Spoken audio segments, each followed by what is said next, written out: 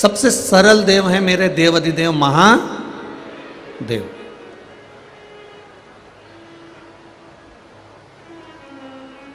जो अलमस्त होकर जीते हैं, आनंद की जिंदगी जीते हैं।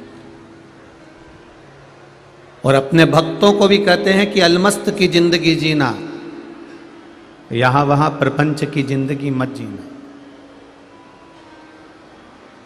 शिव महापुराण की कथा यहां तक कहती है कि ढोंग की जिंदगी से अच्छा है कि ढंग की थोड़ी सी जिंदगी जी लो, तो तुम्हें महात्मा परमात्मा के मिलने में देरी नहीं है।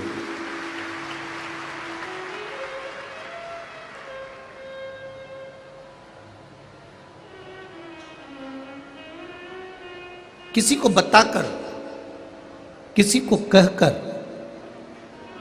मैं 2 घंटे भगवान का भजन करता हूं, मैं 3 घंटा भगवान का भजन करता हूं, मैं 4 घंटा भगवान का भजन करता हूं, मैं 5 घंटा भगवान का भजन करता हूं, मैं इतनी देर माला लेकर बैठता हूं, मैं इतनी देर भगवान का पूजन करता हूं, मैं इतनी देर देवाधिदेव महादेव पर जल चढ़ाता हूं, मैं इतनी देर भगवत भजन में लगा रहता हूं। ये सब कुछ बताने की जरूरत मेरे महादेव को नहीं है।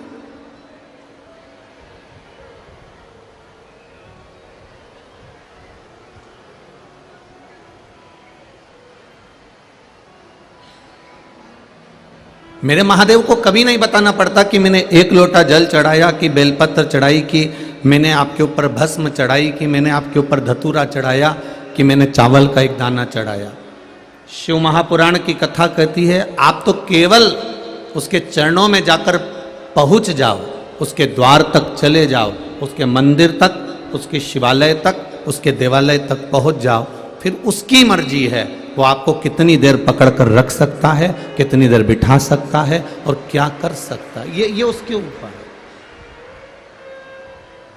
मैंने तेरे ही भरोसे बाबा, तेरे ही भरोसे हवा बिच उड़ती जावांगी, बाबा डोर हटो छठी नाम कटी जावांगी। आप कितनी देर भजन कर रहे हो, कितनी देर स्मरण कर रहे हो, कितनी देर पूजन कर रहे हो, ये अलग प्रसंग हो जाता है। हमने जितनी देर भजन करा उतनी देर में हमने परमात्मा को कितना प्राप्त करा, वो मूल है।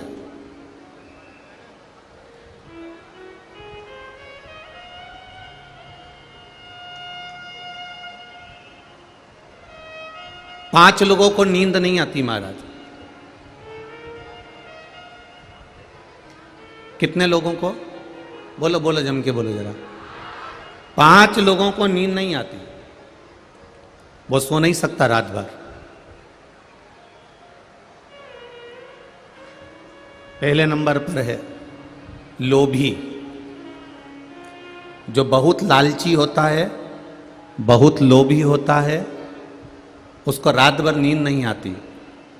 पूरी रात सोचते रहता है कि कल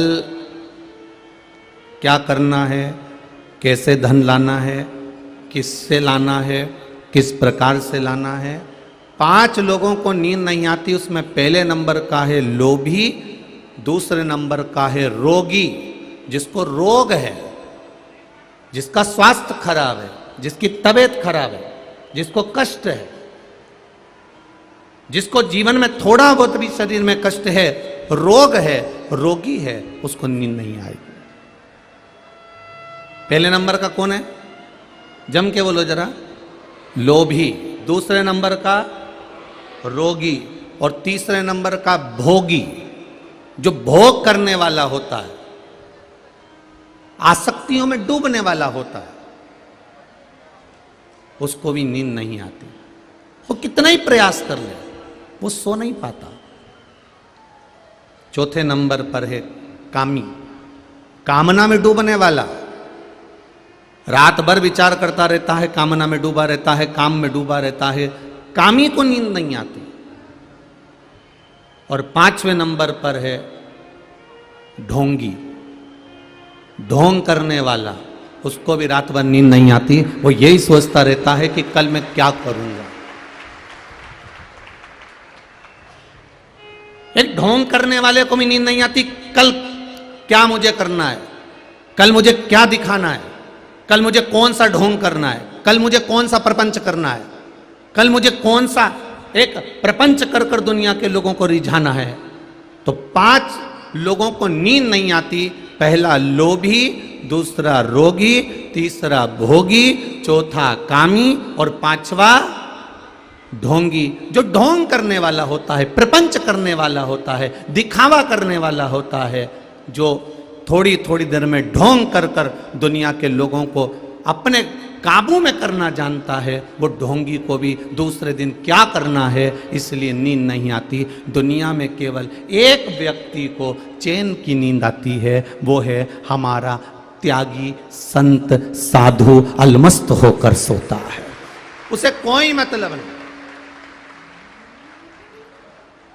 एक भगवत भजन करने वाला, कीर्तन करने वाला, ठाकुर से लड़ लड़ाने वाला, राम कहने वाला, कृष्ण कहने वाला, शिव की आराधना करने वाला, भगवत भजन करने वाला, मंत्र जाप करने वाला, स्मरण करने वाला, नाम परमात्मा का लेने वाला और भगवान की सेवा में 24 घंटे लगे रहने वाले को पलंग पर पड़ते से ही नींद आ जाती है, क्योंकि वो परमात्मा पर छोड़कर सोता है। उसके भीतर ना लोभ है, उसके भीतर ना काम है, उसके भीतर ना रोग है, उसके भीतर ना वासना है, उसके भीतर ना आसक्ति है, उसके भीतर ना ढोंग है। वो जितना करता है वो परमात्मा को पाने के लिए करता है, परमात्मा की प्राप्ति के लिए करता है। इसलिए शिव महापुराण की कथा कहती है कि जब आप 1 लोटा जल लेकर देवाधिदेव महादेव के पास में जाते हो, आप 1 लोटा जल अर्थात हाथ में कलश आता है और हमारे घर का क्लेश चला जाता है। वो 1 लोटा जल लेकर जब हम देवाधिदेव महादेव के पास पहुंचते हैं तो हम इन सभी चीजों से छूट जाते हैं और परमात्मा के, मेरे देव अधिदेव महादेव के, मेरे शंभू के, मेरे राम के, मेरे कृष्ण के हम हो जाते हैं। भक्ति में रमने का मौका है शिव तत्व।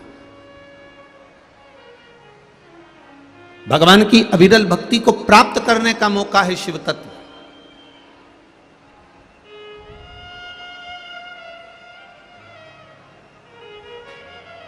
आप क्या कर रहे हो?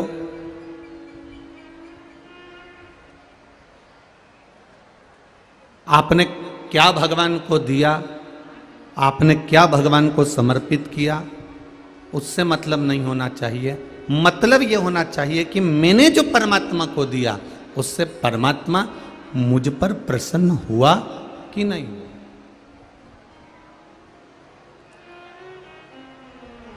पहले के समय में लोग मंदिर जाते थे, मंदिर की बाल्टी में से, मंदिर के नल में से पानी भरते थे और देवाधिदेव महादेव को चढ़ा देते थे।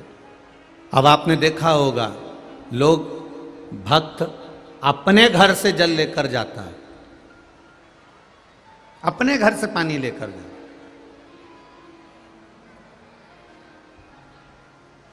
घर से जल लेकर जाना मतलब भगवान शिव से अपने मन की बात, अपने हृदय की बात देवाधिदेव महादेव से कह देना। आज छोटे छोटे गांव, बहुत छोटे छोटे गांव, जिन गांवों में न मंत्र आता है, न तंत्र आता है, न साधना आती है, न तप आता है, उन गांवों में आज ग्रामीण क्षेत्र की माताएं हों, बच्चे हों, बुजुर्ग हों, बड़े हों, पुरुष हों, स्त्री हों, प्रतिदिन गांव का छोटे से छोटा शिवालय भी, शंकर का मंदिर शिवालय भी आज भक्तों से आनंद के साथ भरा पड़ा हुआ है, उनकी भक्ति से सना।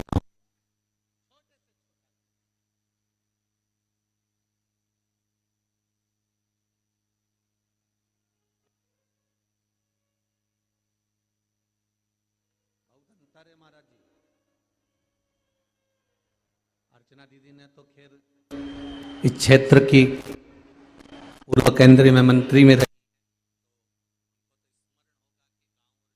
कितना अंतर होता है।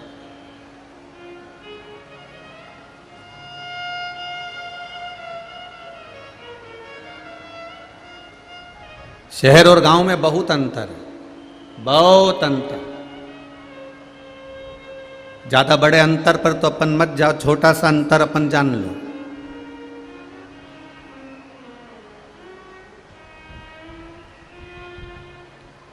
गांव में और शहर में एक अंतर है, भारत का विकास, भारत की उन्नति,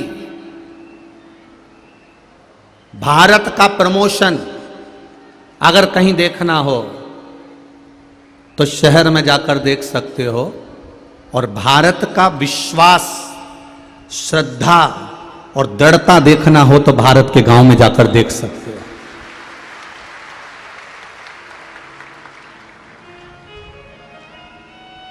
बहुत अंतर है, और उन बहुत अंतर में एक छोटा सा अंतर है।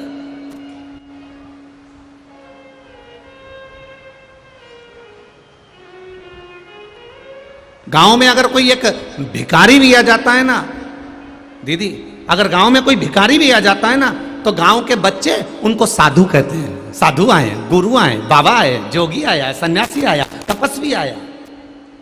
शहर और गांव का सबसे बड़ा अंतर है, गांव में अगर भिखारी भी आ जाए तो उसको साधु समझा जाता है, और शहर में अगर साधु भी आ जाए तो उसको भिखारी समझा जाता है।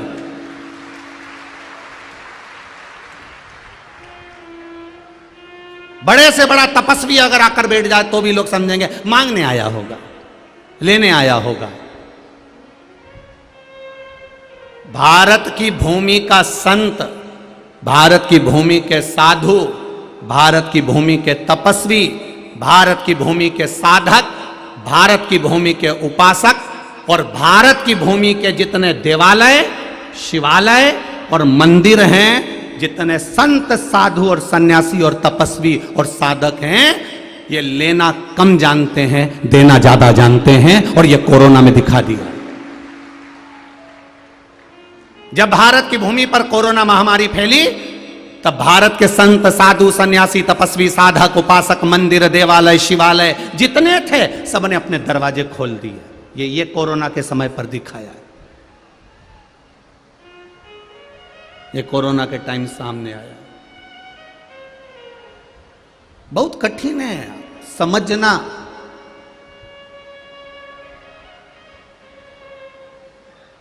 बहुत कठिन है। इस भारत की भूमि के संत साधुओं ने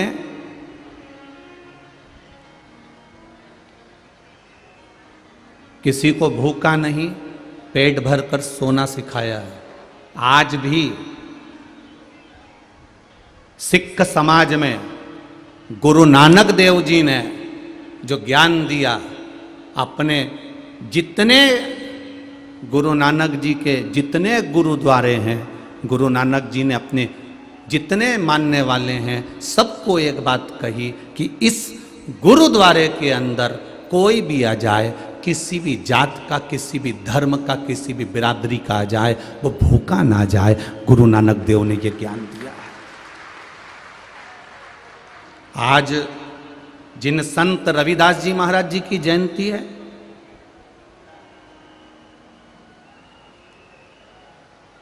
ये कोई साधारण से संत नहीं है। संत रविदास जी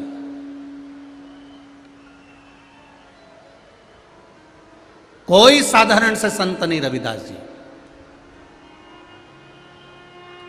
दुनिया के लोगों में एक बदलाव लाने का अगर सबसे पहला अगर कोई नियम बनाया, दुनिया में बदलाव लाने का अगर क्रम चालू करा, तो संत श्री रविदास जी महाराज ने प्रारंभ करा। ये कोई साधारण से संत नहीं। मीराबाई से लोगों ने कहा तू इतनी बड़ी राजघराने की रहने वाली है, तू इतनी बड़े राजघराने की रहने वाली छत्राणी है, और तू गुरु किसको बनाई है? वो चमड़े का जूता सिलने वाले, वो चर्मकार रविदास जी को। मीराबाई ने कहा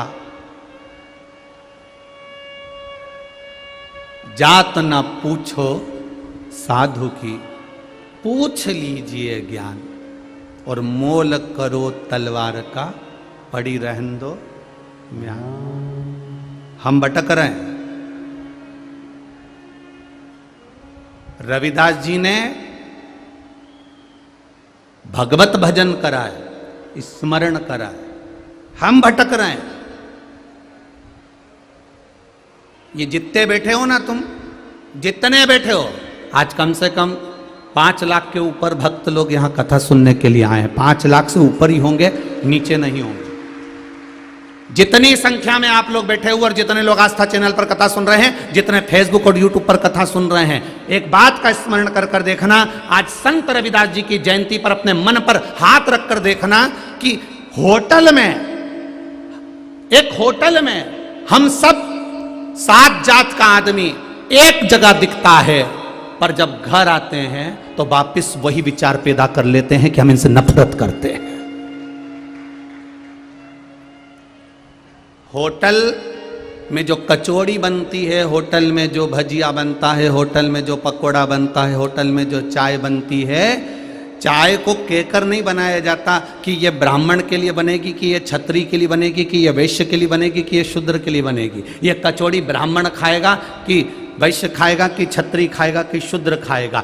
दुनिया के लोगों ने लोगों को केवल भटकाने के लिए ये धर्म का विभाजन कर दिया। आज भी शिव पुराण, भागवत पुराण, रामायण जितने ग्रंथ हैं, ये चौकी पर रखे रहते हैं। 4 पाए की चौकी है, ये चौरंग चौकी पर रखे रहते हैं। ब्राह्मण, क्षत्रिय, वैश्य और शूद्र के ऊपर ये पुराण रखा हुआ है कि तुम 4 वर्ण के लोगों ने हमें संभाल रखा, 4 वर्ण के लोग। और आज लोगों ने क्या करा है? केवल तोड़ा है, केवल तोड़ा।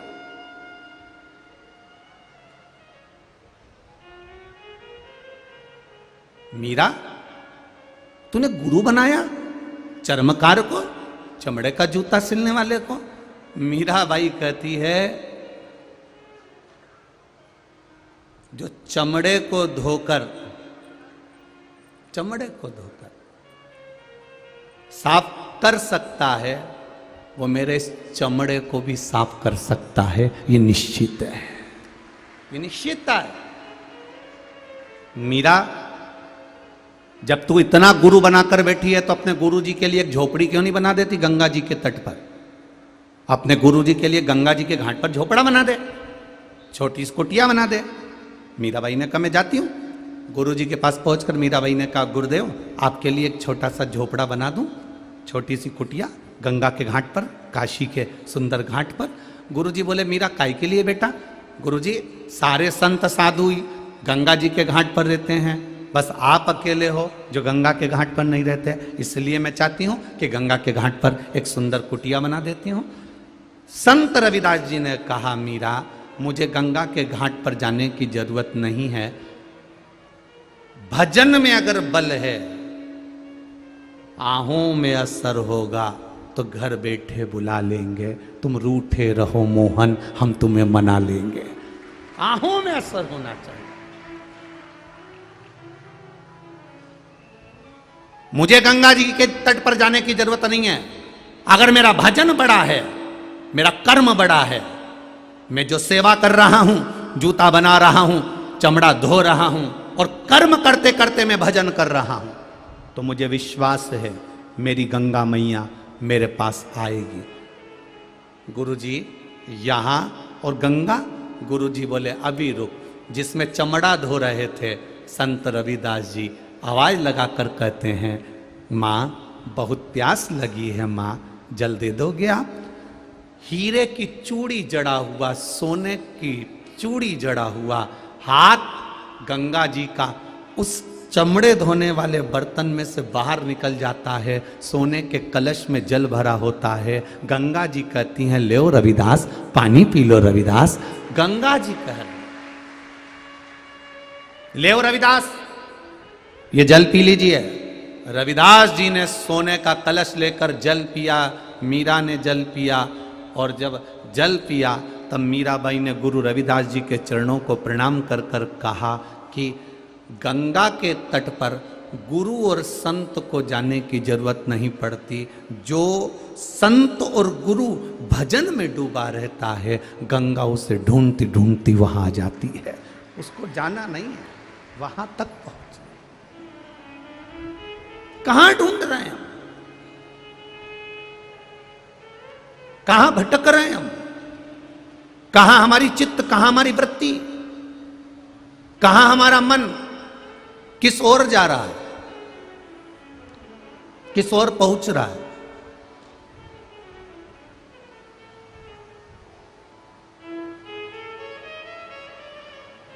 जब धन नहीं होता ना, जब पैसा नहीं होता है, परिस्थिति थोड़ी सी डामाडोल होती है ना, चाहे वो ब्राह्मण हो, चाहे वो क्षत्रिय हो, चाहे वो वैश्य हो, चाहे वो शूद्र हो, दुनिया के लोग उसको नीची दृष्टि से देखने लगते हैं। कभी ये विचार मत करना कि हम इस जाति के हैं इसलिए लोग ओछी दृष्टि से देख रहे हैं, हम इस वर्ण के हैं इसलिए लोग ओछी दृष्टि से। ना ना ना ना, जिस ब्राह्मण के पास में भी धन की कमी होती है, दूसरे लोग उसको गलत दृष्टि से देखने लगते हैं। जिस वैश्य के पास में भी धन की कमी होती है, उसको लोग गलत दृष्टि से देखने लगते हैं। जिस क्षत्रिय के पास में भी धन की कमी होती है, लोग उसको गलत दृष्टि से देखने लगते हैं। जिस शूद्र के पास में धन की कमी होती है, उसको लोग गलत दृष्टि से देखने लगते हैं। जब आपकी परिस्थिति ठीक नहीं होती है,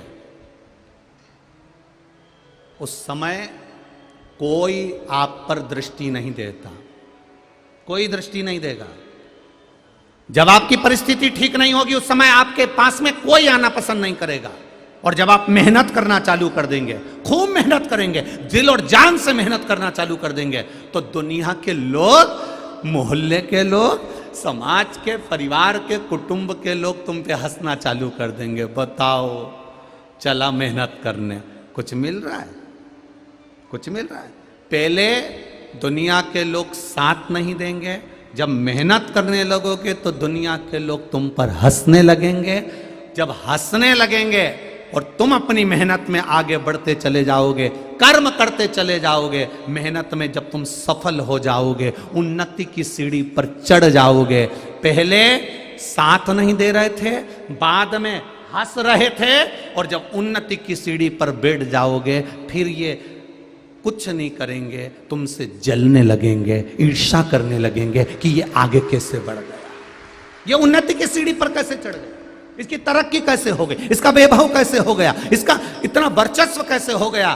3 क्रम है। जब आप गरीब रहेंगे, जब वैभव नहीं रहेगा, धन नहीं रहेगा, दौलत नहीं रहेगी, तब कोई तुम्हारे ऊपर दृष्टि नहीं देगा, तुम्हें कोई पूछेगा नहीं, कोई तुम्हें जानेगा नहीं। सारी दुनिया में लिफाफा जाएगा, सारी दुनिया में पत्रिका जाएगी, तुम्हारे यहाँ शादी की पत्रिका भी बड़ी मुश्किल से आएगी। साहब, देखा है, हमने देखा है।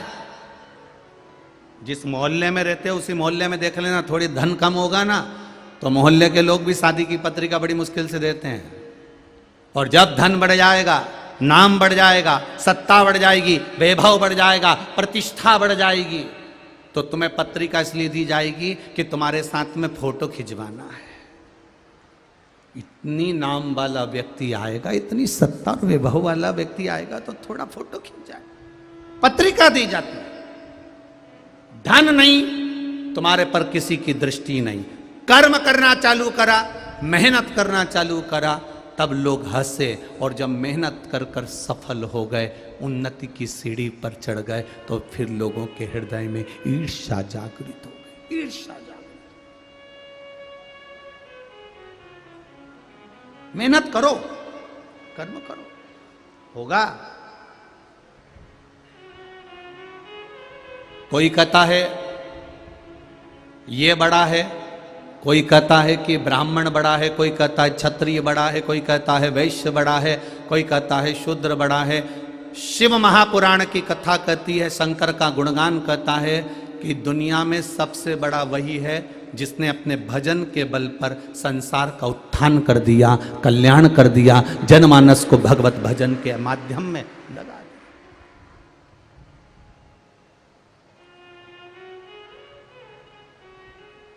राजा जनक की सभा में, राजा जनक की सभा में बैठे थे बहुत बड़े बड़े राजा, राजा जनक की सभा में बैठे बहुत बड़े बड़े राजा।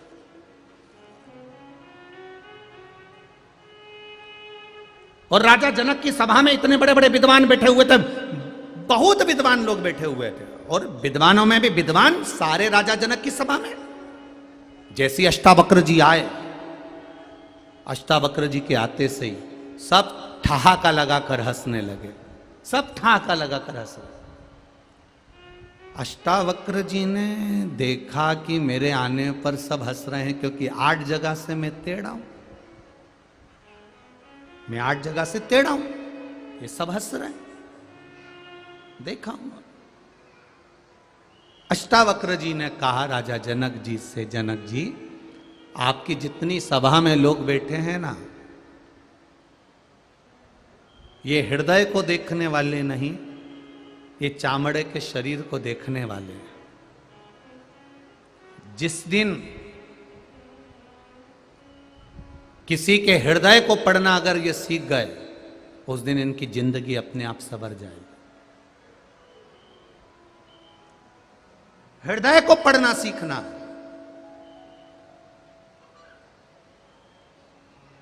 मेडिकल वाला डॉक्टर की लिखी हुई दवा पढ़ लेता है। बोलो रे बुरहानपुर वालों, अरे बोलो तो सही ना, हो ना, ठीक है। मेडिकल वाला पर्चे में लिखी हुई दवा पढ़ लेता है, और मेरा महादेव तुम्हारे चेहरे को पढ़ लेता है। क्या चाहिए उसको, क्या चाहिए? एक बार पार्वती जी ने शिव जी से पूछा था कि तुम नेत्र बंद करके बैठे रहते हो, इतने सारे लोग तुम्हारे यहाँ आते हैं, जल चढ़ा के जाते हैं, तुम्हारी पूजन करके जाते हैं, कभी कभी किसी किसी को देख तो लिया करो। शंकर भगवान बोले मुझे देखने की जरूरत नहीं, मेरे 3 नेत्र हैं, 3 नेत्र हैं। तो पार्वती जी बोली तीनों तो बंद रहते हैं, एक नेत्र खोल के बैठ जाओ। शंकर भगवान बोले मुझे नेत्र खोलने की जरूरत नहीं है, मेरे 3 नेत्र हैं। तो पार्वती जी ने पूछा तुम्हारे 3 नेत्र हैं और तीनों नेत्र तो बंद रहते हैं, फिर आप किस नेत्र से भक्त के हृदय की बात को पढ़ते हो? जरा सुन लेना रे बुरहानपुर वालों, जरा अच्छे से सुनना अश्वत्थामा शिव महापुराण की कथा। आपके तीनों नेत्र बंद रहते हैं, तीनों नेत्र बंद रहते हैं, आप कह रहे हो मेरे 3 नेत्र हैं, आप 3 नेत्र से तीनों नेत्र तुम्हारे बंद रहते हैं, तो फिर ये संसार के लोगों को तकलीफ आती है, कष्ट आता है, बेचारा जल चढ़ाने आता है, पूजन करता है, अभिषेक करता है, अनुष्ठान करता है, पूजन करता है, तो इनके मन की दशा को आप कैसे देखेंगे? शंकर भगवान कहते हैं मेरे 3 नेत्र केवल मेरे चेहरे पर नहीं है, मेरे 3 नेत्र एक बेलपत्री में भी समाये हैं, मेरे 3 नेत्र एक त्रिशूल में भी समाये हैं, मेरे 3 नेत्र जलाधारी में भी समाये हैं, मेरे 3 नेत्र एक शिवालय में समाये हैं, मेरे 3 नेत्र जब मंदिर के अंदर प्रवेश करता है, देहली चढ़ता है, उस समय पर मेरा दूत मणिभद्र उन 3 नेत्रों से देख लेता है। मैं अकेला अगर नेत्र बंद कर कर बैठ भी जाता हूं, तो जब वो बेलपत्री का स्पर्श करता है, स्पर्श कर कर जब मुझे समर्पित करता है, उतनी देर में तो मैं समझ जाता हूं कि यह क्यों आया है, किस लिए आया है, क्या चाहता है। उस स्पर्श से समझा जाता है, स्पर्श से।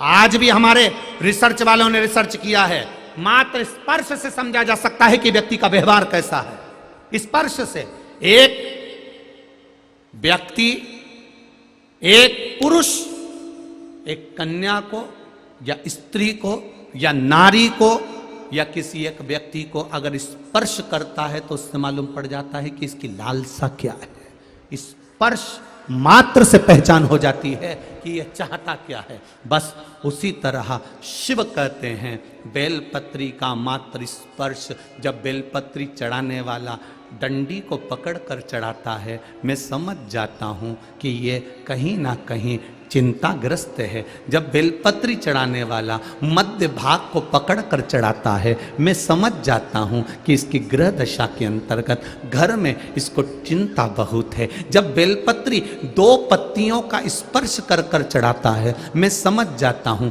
संतान के रोग और बीमारी का तकलीफ है। जब बेलपत्री बीच की पत्ती को पकड़कर वो मुझे समर्पित करता है, मैं समझ जाता हूं इसको वैभव और धन की कमी है। जब बेलपत्री थोड़ी सी भी गीली होती है, जब वो चढ़ाता है, मैं समझ जाता हूं कि इसके तन में कोई रोग समाया हुआ है, बेलपत्री में कोई डूट पीछे रह जाता है और ये समर्पित करता है। मैं समझ जाता हूं अदालत का कोई केस चल रहा होता है। बेलपत्री का मात्र एक स्पर्श तक बता देता है कि बेलपत्री चढ़ाने वाला किस भाव से बेलपत्री चढ़ा रहा है और चढ़ाकर महादेव ने उसको कैसे स्वीकार करा, ये तक हमारा स्कंद पुराण, लिंग पुराण और शिव पुराण बता देता है कि बेलपत्री चढ़ाने का तरीका क्या है। दुनिया के लोगों बेलपत्री का स्पर्श मात्र बता रहा है, स्पर्श मात्र।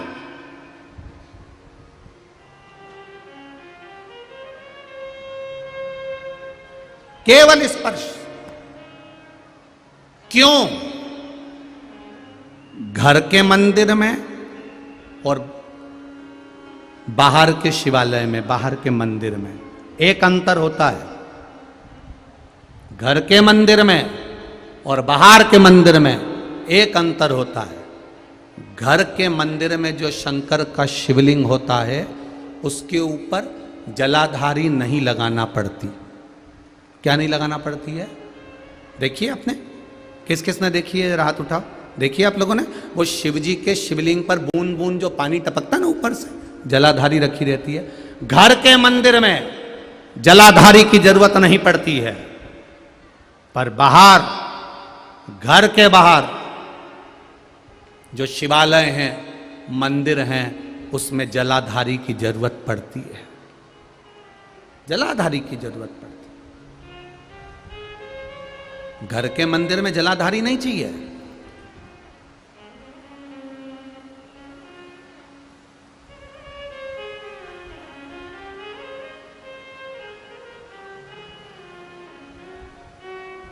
कल किसी ने एक पत्र भेजा था, वो पत्र यहाँ पर होगा, नीचे रखा होगा। उसने पत्र में लिखा था, मान लो हमारे घर में एक ठाकुर जी हैं और एक ठाकुर जी और हमारे यहाँ आ गए, तो हम एक ठाकुर जी का क्या करें? मान लो हमारे घर में एक शंकर जी हैं, एक शिवलिंग है और दूसरा शिवलिंग आ जाए तो हम क्या करें?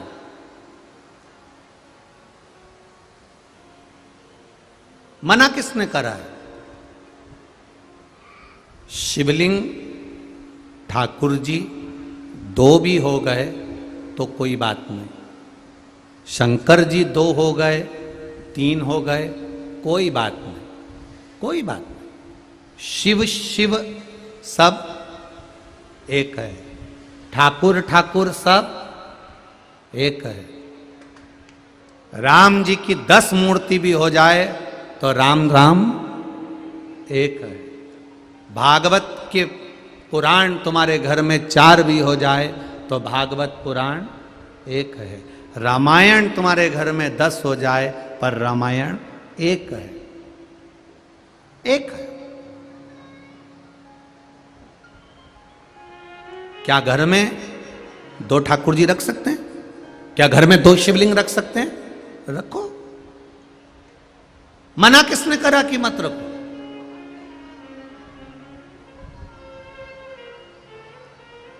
कौन मना कर रहा है? करो भजन भगवान का, भगवान की अविरल भक्ति में डूबो, पर ढोंग और प्रपंच से दूर। ढोंग प्रपंच के चक्कर में बिल्कुल मत पड़ना। ढोंग की जिंदगी जीने से अच्छा है कि ढंग की जिंदगी जी लो और राम नाम, कृष्ण नाम, शिव नाम ले लो, बहुत उतना। ढोंग प्रपंच से दूर। कई लोग मिलेंगे आपको आपकी जिंदगी में महाराज जी, बहुत मिलेंगे। कोई कहेगा तुमको ये दोष लग गया, कोई कहेगा तुमको वो दोष लग गया, कोई कहेगा पितृ दोष लग गया, कोई कहेगा वास्तु दोष लग गया, कोई कहेगा काल सर्प दोष लग गया, कोई कहेगा ये दोष लग गया। सारे दोषों का बाप कौन है? पहले जो तुमको उपाय बताए या तुमसे कहे कि तुम्हारे ऊपर ये दोष लग गया, पहले उससे पूछना पितरों का बाप कौन, वास्तु का बाप कौन, काल सर्प दोष का बाप कौन। जो तुमको अकल दे, जो तुमसे कहे कि तेरे यहां पितृ दोष लगा है, तेरे यहां पर वास्तु दोष लगा है, तेरे यहां पर काल सर्प दोष लगा है, इनसे पूछो कि इनका बाप कौन है। हम बेटे को नहीं पकड़ेंगे, हम बाप को पकड़ेंगे। आज दुनिया के लोग भटक रहे हैं, भ्रमित हो रहे हैं, भ्रमित। इसको ये दोष लग गया, उसको वो दोष लग गया। क्यों तुमसे कहते हैं कि घर में से एक लोटा ले जाकर जल का पानी शिव जी को चढ़ाओ? क्यों कहते हैं? घर में से ले जाने का क्यों कहते हैं? उसका कारण है, पहले के जमाने में, पूर्व के समय में, बहुत पुराने समय में, आप भी जानते हो, तुम्हारे घर के भी बुजुर्गों को देखना, सबके पास जमीन भी होती थी, बैलगाड़ी भी होती थी, मकान भी होता था। मकान होता था, सामान होता था, पर तुमने कभी यह अंदाजा नहीं लगाया होगा कि पुराने लोगों ने मकान बनाया था तो वास्तु देखने वाले को बुलाया था। ईमानदारी से बोलना रे बुरहानपुर वालों, पुराने लोगों को उठाकर देखना, उनका मन पड़ा एक कमरा यहां बना दो, एक कमरा यहां बना दो, रसोई घर अंदर बना दो, बाहर दरवाजा बना दो, बनाया कि नहीं बनाया? ऐसे बनाया। इससे पहले काल सर्प दोष कहां गया था? अंदाजा लगाओ जरा, पहले का काल सर्प दोष पहले था क्या? वास्तु दोष पहले था क्या? पितृ दोष पहले था क्या? नहीं था। कारण क्या था? पहले घर में से माताएं जब जल भरने के लिए कुएं पर जाती थी, हंडा लेकर जाती थी, घर आती थी, घर में से जब हंडा लेकर जाती थी, पानी का हंडा ले जाते शंकर जी को चढ़ाती जाती थी। घर के रसोई घर में से जब एक लोटा पानी लेकर हम शंकर जी को चढ़ाते हैं तो घर का जो रसोई घर होता है वो वास्तु का केंद्र बिंदु होता है। घर में से जब पानी लेकर जाते हैं तो घर के अंदर से निकल कर जाते हैं तो सारा वास्तु का भाव उस पानी में आ जाता है। शिव जी को घर के मटके का, घर के हंडे का जब जल भरकर चढ़ाते हैं तो घर का जो हंडा होता है, घर का जो मटका होता है, घर का जहां पानी रखा होता है उसको पितरों का स्थान कहते हैं। वहां से पानी भर कर ले जाते हैं तो वास्तु भी गया, पितृदोष भी गया। और जब हम शिव जी को चढ़ाते हैं, अपने घर का जल घूमते हुए लेकर जाते हैं तो काल सर्प दोष भी समाप्त हो जाता है। ये 3 दोष अपने आप मिट जाते हैं। काल सर्प दोष पहले था नहीं, आया कहां से? केवल एक जगह से काल सर्प दोष आया है। घर में लड्डू गोपाल भी हैं, शंकर जी भी हैं, गणेश जी भी हैं, देवी भी है, देवता भी हैं। सबके घर में है कि नहीं? बोलो बोलो, जम के बोलो जरा, है ना? थाली में तुमने सब देवता को रख लिया, रखा कि नहीं रखा? सुबेरे सुबेरे लोटा भर के पानी से सबको नहला दिया। शंकर जी का चढ़ा हुआ पानी भी उसमें है, गणेश जी का चढ़ा पानी भी उसमें है, देवी का चढ़ा पानी भी उसमें है। सारे देवताओं का जल उस पात्र में भरा हुआ है, उस पात्र के अंदर। अब वो पानी ले जाकर तुमने काय में डाला? किसी पेड़ में नहीं डाला, उसको ले जाके तुलसी जी में डाल दिया। अब शिव पुराण की कथा कहती है कि गणेश जी, शिव जी, शंकर भगवान और वृंदा के पति को देवाधिदेव महादेव ने मारा था। तो वृंदा ने कह दिया था मैं कभी आप पर नहीं चढ़ूंगी, चढ़ूंगी तो केवल मंजरी के रूप में चढ़ूंगी, कभी नहीं चढ़ूंगी। केवल एक बैकुंठ चतुर्दशी का दिन ऐसा होता है जिस दिन तुलसी देवाधिदेव महादेव को चढ़ती। बाकी के समय अभिषेक में अगर ब्राह्मण देवता पूजन करा रहे हैं तो तुलसी की मंजरी का भाव आता है, मंजरी का भाव आता है। मैं नहीं चढ़ूंगी तुम पर। अब शिव जी का चढ़ा हुआ जल, गणेश जी का चढ़ा हुआ जल तुमने तुलसी जी में चढ़ा दिया, सर्प के डसे का दोष लग जाता है, उसी को काल सर्प दोष कहते हैं। ये पहले नहीं होता था, क्योंकि पहले घर के बाहर वृक्ष लगे होते थे, पेड़ लगे होते थे, तो पहले के लोग भगवान के स्नान का जल तुलसी में कभी नहीं डालते थे। पहले के लोग भगवान के स्नान का जल पेड़ों में डालते थे, वृक्षों में डालते थे। अब आज के जमाने में किसी के मकान में इतने वृक्ष नहीं है कि वो वृक्षों में ले जाकर डाल दे, और डालते भी नहीं है, डालेंगे तो वो तुलसी में ही डालेंगे, डालेंगे तो तुलसी में। अंतर होता है, और यही तो हमारे संस्कार हैं, ये हमारे संस्कार हैं। एक प्रैक्टिकल करके देखना, सासू मां से निवेदन, एक प्रैक्टिकल करना घर में, कपड़े धोना, और कपड़े का धुआ हुआ जो पानी है ना, उसको घर के बच्चे को दे देना, ले इसको डालिया। घर का बच्चा वो कपड़ा धोया हुआ पानी ले जाकर तुलसी जी में डालेगा क्या? जम के बोलो जरा, नहीं। घर का बच्चे से ये मत कहना कि इस पानी को कहां डालना, बस इतना कह दो, कपड़े धोया हुआ पानी बच्चे को पकड़ाना और कह देना कि इसको डालिया। और भगवान के स्नान का वो पात्र तर्पणा वो बच्चे के हाथ में पकड़ा देना। जब वो कपड़े की धोई हुई बाल्टी लेके जाता है तो यूं यूं हिलाता हुआ जाता है, पर तर्पणा का पानी लेकर जाता है, धीरे धीरे धीरे धीरे लेकर जाएगा, बिल्कुल रास्ती रास्ती लेकर जाएगा, और वो धीरे से ले जाकर काय में डालेगा? तुलसी जी में डालेगा। ये हमारा सनातन धर्म का संस्कार है, ये हमारे सनातन धर्म का संस्कार है। बर्तन का पानी, कपड़े का पानी किसी के हाथ में पकड़ा दो, वो कभी तुलसी में नहीं डालेगा। छोटे से छोटा बच्चा भी उस पानी को ले जाकर कहीं फेंक देगा, पर तुलसी में नहीं डालेगा। और हमारे यहां का बच्चा अगर भगवान के स्नान का जल होगा तो एक बूंद नहीं गिरने देगा। दादी ने कहा है धीरे धीरे लेकर जाएगा, आराम से लेकर जाएगा, गिरने नहीं दूंगा। और उससे बन भी नहीं रही तो भी चढ़ चुढ़ा के तुलसी में तो डाल देगा। ये मेरे भारत की भूमि का संस्कार कहता है, ये सभ्यता है सनातन धर्म की, ये संस्कार है सनातन धर्म। करा भजन,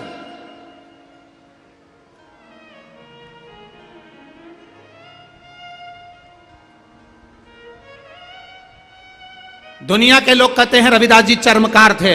शिव महापुराण की कथा कहती है भजन करने वाला, कीर्तन करने वाला, मंत्र जाप करने वाला, भगवान की भक्ति में डूबने वाला कौन समाज का होता है किसी को नहीं मालूम, क्योंकि वो भगवान का होता है। जो भगवान का होता है उसका जात नहीं पूछी जाती कि कौन जात का है, वो तो भगवत भजन करने वाला है। मैं भारत की भूमि के जितने चर्मकार हैं, भारत की भूमि के जितने चर्मकार हैं, जितनी चर्मकार समाज के लोग हैं, उनको आज साधुवादता देता हूं। आपको गौरव होना चाहिए, आपके गुरु गंगा के घाट पर नहीं गए, गंगा ने गुरु को अपने पास बुला लिया। ये गौरव है आपका, ये गौरव है आपका। आपको प्रसन्नता होना चाहिए। दुख आएगा, सुख आएगा, जीवन में दुख सुख तो ये चलता है, मनुष्य की देह, मानव का शरीर है, चलना है, ये तो मिलना। थोड़ा बहुत कष्ट आया गया, आया और गया, मिलेगा दुख सुख, किसको नहीं मिला? अश्वत्थामा के पिता गुरु द्रोणाचार्य को दुख मिला। एक गाय नहीं थी घर में, बेटे ने 4 वर्ष की आयु में तप कर कर शंकर भगवान को प्रकट करा और दूधेश्वर महादेव प्रकट हो गए, जिनका नाम टपकेश्वर महादेव भी पड़ा। शिवजी ने पूछा अश्वत्थामा से, तू 4 साल का है, दुनिया के लोग तप करते हैं तो हीरा सोना चांदी अंबर पीतांबर दौलत वैभव सत्ता मांगते हैं, तू क्या मांग रहा है? केवल गाय का दूध आज तक नहीं पिया, वो गाय माता का दूध मुझे पीना है। शिव जी कह रहे हैं गाय का दूध मांग रहा है, केवल गाय का दूध? हाँ, केवल गाय का दूध। गाय का दूध तो तुझे कोई भी दे देता रे अश्वत्थामा। अश्वत्थामा कहते हैं नहीं नहीं महादेव, मुझे तो केवल गाय का दूध ही चाहिए, और कुछ भी मांग ले। नहीं नहीं नहीं नहीं, मुझे और कुछ नहीं चाहिए, केवल गाय का दूध, उसके सिवाय कुछ नहीं, केवल गाय का दूध।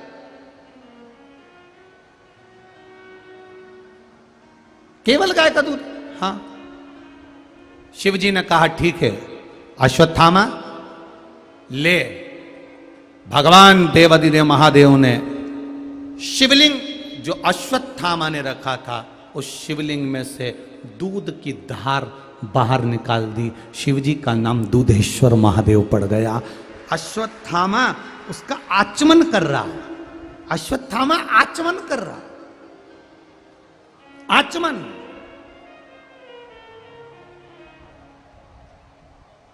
और अश्वत्थामा जब आचमन कर रहे हैं, आचमन कर रहे हैं, वो गाय के दूध का आचमन अश्वत्थामा कर रहे हैं, गाय के दूध का आचमन। और आचमन कर कर अश्वत्थामा जब कुछ देर हाथ को खासा कर कर धोकर अश्वत्थामा ने जब शिवलिंग का स्पर्श किया, मेरी माताओं से, मेरी जीजियों से, बरहानपुर की सभी माओं से, बेटियों से, मेरी बहनों से, मेरी जीजियों से, और जितने भाई लोग बैठे हैं मेरे जीजाओं से निवेदन है, शिव मंदिर में जाना, अगर मान लो जल चढ़ाने का नहीं हो तो या तो शंकर मंदिर की चौखट या नंदी का पीछे वाला चरण, नंदी का जो एक पांव पीछे होता है वो चरण, या शिवलिंग का स्पर्श, वो भी ना हो पाए, वो भी अगर ना हो पाए तो शिवलिंग की चौखट का स्पर्श, वो भी ना हो पाए तो नंदी का स्पर्श, वो भी ना हो पाए तो जिस भूमि से, जिस रास्ते से मंदिर के अंदर प्रवेश करते हो, उस भूमि का भी अगर स्पर्श हो जाता है तो शिव तत्व प्राप्त हो जाता है। शिव तत्व मिल गया महाराज, शिव की प्राप्ति हो जाती है, फिर वो रुकता नहीं। महाराज अपने स्थान पर बैठकर देवाधिदेव महादेव के मूल मंत्र का स्मरण करते हुए भगवान शिव से आज माघी पूर्णिमा के दिन, अपने दिल की बात पूर्णिमा के दिन देवाधिदेव महादेव से दिल से कहो, भाव से कहो, अपने हृदय से भगवान की स्तुति कर अपने दिल की बात देवाधिदेव महादेव से कहिए। श्री शिवाय नमस्तु, श्री शिवाय नमस्तु, श्री शिवाय नमस्तु,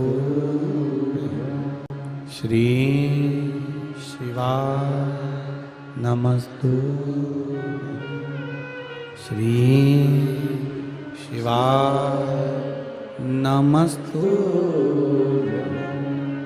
भोला सब दुख काटो मार, ओ भोला सब दुख काटो मार। शिव शंकर जपो तेरी माला, भोले बाबा जपो तेरी माला, भोला सब दुख काटो मारा, ओ भोला सब दुख काटो मारा। वेश है मंगल मंगलकारी, वैश है मंगल मंगलकारी। शमशान वासी हमारा, शमशान वासी हमारा, भोला सब दुख काटो मारा, ओ भोला सब दुख काटो मारा। भगवान शिव से अपने हृदय की बात कहते चले। क्या गुरु द्रोणाचार्य के जीवन में दुख नहीं आया है? ये तकलीफ, ये कष्ट, परेशानियां, दुख जो मृत्यु लोक में जन्मा है उसको आना ही है। बहुत ध्यान लगाइएगा इस बात के लिए। कहीं किसी ढोंग में और किसी प्रपंच में या कहीं इधर उधर के चक्कर में मत पड़ जाना कि कोई तुम्हारा दुख मिटा देगा। तुम्हारा दुख मिटाने वाला कोई दूसरा नहीं होगा। तुम्हारे कर्म का भोग तुम्हें भोगना है, इसलिए तुम्हारा दुख भगवान के भजन से तुम मिटा सकते हो। किसी में सामर्थ्यता नहीं है कि कोई ऐसा चमत्कार कर दे या कोई ऐसी भभूति दे दे जिससे तुम्हारा दुख मिट जाए। बहुत कठिन है महाराज, किसी के चक्कर में मत आना। अपने कर्म का भोग अपने को भोगना पड़ेगा। कल कथा में कहा था अपने को स्वयं छींकना पड़ेगा। तुम्हारी छींक पड़ोसन्नी छींकेगी, तुम्हारी खांसी पड़ोसन्नी खांसेगी, तुम्हारे बत्तल का भोजन पड़ोसी नहीं करेगा। और करता होता तो बरहानपुर के लोग दुगने सेठ होते। बोलो सही है कि गलत है? पति खाता और पत्नी पीछे से हाथ लगा के बैठ जाती, टच। उसमें क्या दिक्कत है? टच का जमाना है, टच। पंडित जी को दक्षिणा देते हो जब टच करते कि नहीं करते? पति ने 500 का नोट निकाला, तुमने तुरंत टच। तो हमने पूछ लिया टच वाली से, इससे क्या होता है? 50-50, आधा आधा हो गया। आधा इनका, आधा हमारा। हमने कहा ये दे रहा है, तुम टच कर लेती हो तो मिल जाता है। हाँ, हमने कहा इतनी उन्नति कर ली राष्ट्र ने। हाँ, हमने कहा फिर ठीक है। जहां हम ठहरे महाजन जी के यहां, वहां रोज ब्राह्मण भोजन बनाते हैं। आप आओ, साथ में बैठ के पाएंगे। तुम भी आना, पति को भी लाना। अब दोनों आए, हमने भी एक ही थाली लगवाई। तो इतने में पति ने कहा ये भी खा के नहीं आई है। हमने कहा टच कौन करेगा? टच भी तो करेगी। उसने कहा क्या करना है? हमने कहा तुमने व्यासपीठ पे जब कुछ देते हो तो टच। तो खाते समय भी वो खाए रसगुल्ला तो टच लगा ले। मिलेगा? अरे बोलो तो जम के, नहीं मिलेगा। कोई तुमसे कह दे कि मैं तेरा दुख मिटा दूंगा, मेरे पास आ जा, मेरे पास ऐसी बूटी है, ऐसा विद्या है, मैं ये कर दूंगा। उससे कहना महाराज पहले तुम्हारा दुख मिटा लो, फिर हमारा मिटा लेना। तुम ही इतने दुखी हो तो हम क्या वर्णन करें महाराज? तुम रहने दो, तुम्हारा दुख तुम मिटाओ, हमारा दुख हम मिटा लेंगे। जो ललाट में लिखा, कल कथा में कहा था, भाग्य लिखने वाला देव होता है और बदलने वाला महादेव होता है। उसके द्वार जाते रहो, उसकी चौखट पर जाते रहो, उसके चरण पकड़ते रहो। जब उसके चरण पकड़ते रहोगे तो कुछ ना कुछ देगा जरूर। तो कई लोग कहते हैं चरण पकड़ने से मिलता है क्या? हमने कहा प्रैक्टिकल करके देख ले। तेरे घर में सास है, हाँ, क्या करना है? कुछ मत कर, रोज रात्रि के समय जाए कर, उसके चरण दबाए कर। उसने कहा उससे क्या होगा? हमने कहा गारंटी है 20 दिन के अंदर तेरे हाथ में सास की अंगूठी होगी। तू बस चरण मत छोड़ना, चरण नहीं छोड़ना। ये सीखने वाली बात है साहब। ये जो ऐसा चेहरे पे लगाने का जो क्रीम आता है ना, पहले ऐसे चौड़े डब्बे में आता था, उसका ढक्कन ऐसे खोल दो ना, ऐसा उसमें हाथ घुसेड़ के ही निकाल के और पोत लो, ठीक है। अब क्रीम की डिजाइन चेंज कर दी उनने, इतना लंबा कर दिया उसको, और ऊपर एक छोटा सा ढक्कन होता है, और उसको नीचे से ऐसा दबाओ तो वो निकल के बाहर आ जाता, और अपन उसको यूं पोत लो, ठीक है। कितनी अकल की बात की उनने कि इको क्रीम को नीचे से दबाओ तो ऊपर से निकल जाता, उसी तरह सास का पांव दबाओ तो अंगूठी हाथ से निकल जाती। सीधी सीधी बात। तुम दबा के देख लो, 1 महीना नियम से रोज शाम को सोने से पहले मम्मी पापा, फिर देखना तुम बेटा बहुत अच्छी है रितु, बहुत बढ़िया। कुछ मत मांगना, बस दबाना। क्रीम को जैसे दबाते हैं तो भबक के बाहर आता है। 1 महीने में सास मुंह से कह देगी मेरे पास 3 अंगूठी पड़ी है, मेरे बहुत दिन से मन से सोच रही थी तुझे दूंगी दूंगी, पर तू कभी मेरे कमरा में आती ही नहीं थी, आज तू मेरे कमरे में आई तो मेरा मन करा, 1 महीने से देख रही तू कितनी सुधर गई, ये ले जाओ निकल के बाहर। जब चरण पकड़ लेने से प्लाट मिल जाता है, फ्लैट मिल जाता है, माता पिता के चरण पकड़ लो इतने खुश हो जाते हैं कि उनकी खुद की प्रॉपर्टी तुमको मिल जाती है, तो क्या शिव के चरण पकड़ने से कुछ मिलेगा नहीं क्या? पर हम ना जाने कहां कहां ढोंग और प्रपंच में फंसे हुए हैं। वहां जाएंगे ऐसा हो जाएगा, वहां जाएंगे ऐसा हो जाएगा, कुछ नहीं होने वाला। महादेव के पास जाओ, ठाकुर जी के पास जाओ, राम के पास जाओ, कृष्ण के पास जाओ, और वेद और पुराण के पास जाओ, मिल जाएगा। उसके चरणों में बैठोगे तो मिलेगा, कहीं कुछ नहीं मिलने वाला, कहीं कुछ नहीं।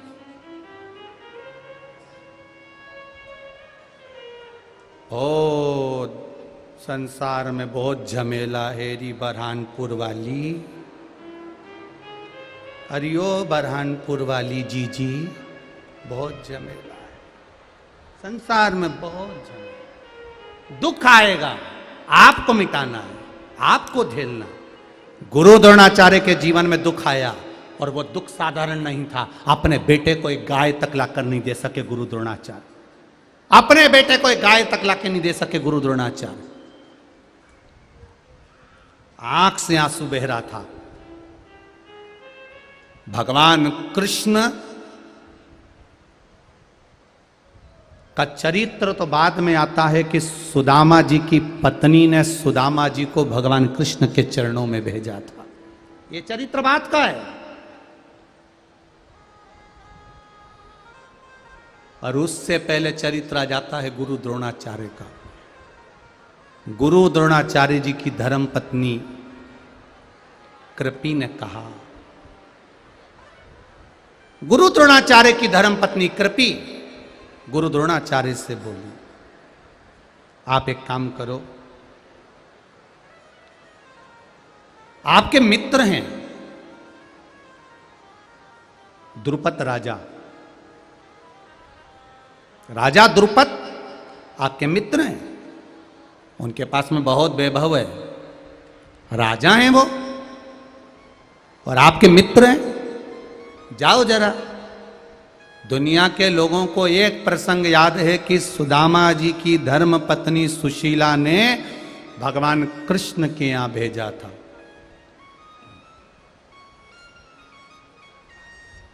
कितनी चतुर थी सुशीला, कितनी विद्वान थी सुशीला। कई कथाकार कहते हैं सुदामा जी की पत्नी ऐसी थी, जिद पर अड़ गई थी, ऐसा करा। अरे दुनिया के लोगों को सुशीला जैसा ज्ञान होना चाहिए कि सुशीला अपने पति सुदामा को भेज रही हैं तो भगवान कृष्ण के दरवाजे पर भेज रही हैं, द्वारका भेज रही हैं। नहीं तो आज की पत्नी पति को सुबह से उठा के दूध की थैली लेने भेजती है, सब्जी लेने भेजती है, सामान लेने भेजती है, पर आज की पत्नी कभी अपने पति को नहीं कहती कि तुम शिव पुराण में चले जाओ, इतनी बैठी हो। आप में से कितनी लोगों ने कहा होगा अपने पति को कि शिव पुराण में जाओ? पति के कि दुकान नहीं छोड़ूंगा, तो उससे कहो 7 दिन की शिव महापुराण की कथा है, कमाने के लिए जिंदगी पड़ी है, पूरा जीवन पड़ा है कमाने के लिए। किसके लिए कमा रहे हो? 8 बजे से दुकान खोल कर बैठते हो रात के 10 बजे तक, किसके लिए कमा रहे हो? चैन की 2 रोटी नहीं खा पाते, अच्छे से जिंदगी नहीं जी पाते, डब्बे का भोजन कर करके, ठंडा भोजन कर करके जिंदगी निकल रही है। कमा कमा कमा कमा कमा, आखिरी में यही छोड़ा, इतना बड़ा फोटो टंग गया और उस पे भी प्लास्टिक के फूल की माला,